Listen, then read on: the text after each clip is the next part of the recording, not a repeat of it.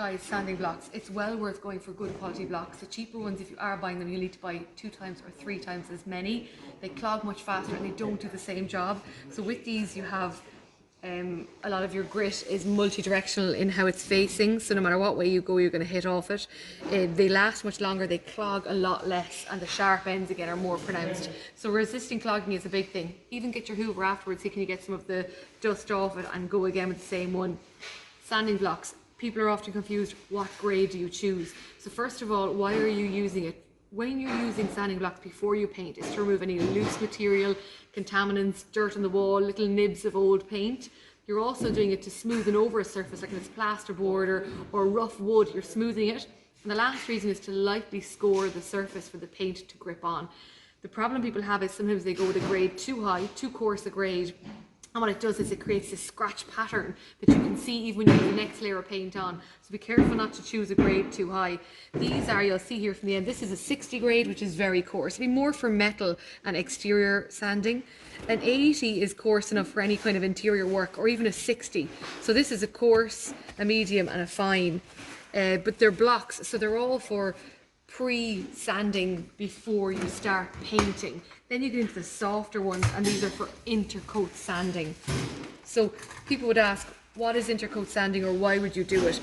So intercoat sanding is sanding between the paint coats, and what it does is it creates an immaculate finish, but also a slightly more robust finish, because again you've slightly scored the surface that the paint grip on. So be careful of the scoring. Make sure not to go too high a grit. Again, I would go for interior like a 120 fine or an 80 is more than sufficient for your initial sanding. But then when it gets into intercoat sanding, this is a 280 pad. Yeah, 280 slim pad. So again, this is a lovely flexible one in around your doors and your furniture. It bends with you and it's ultra fine. 280. You can see the difference in these up against each other. So pads are great for kitchen cabinets.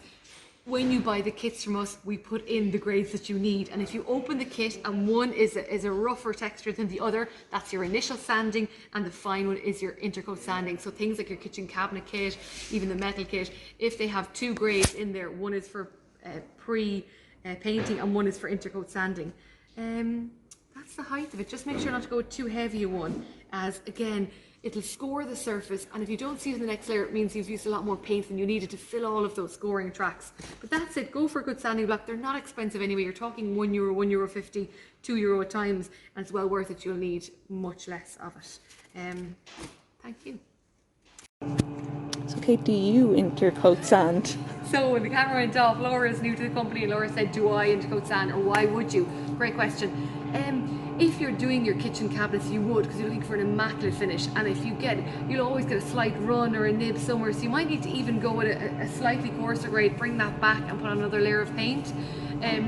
Why you do it is it's just again to take off any surface imperfections. So if I was painting furniture, I probably wouldn't. If I was doing my kitchen cabinets, I definitely would. If I was doing walls in my bedroom, I definitely wouldn't. If I was doing doors, I only would if I saw an imperfection on the surface. With the Tikkurila paint anyway, it bonds very well, so you wouldn't need to create that roughness for it to stick on. But if it was cheaper paint, if you give a light scuffing between coats, the next coat grips on a lot better. So mainly you do it for more high profile work like kitchen cabinets. For normal painting, you probably wouldn't.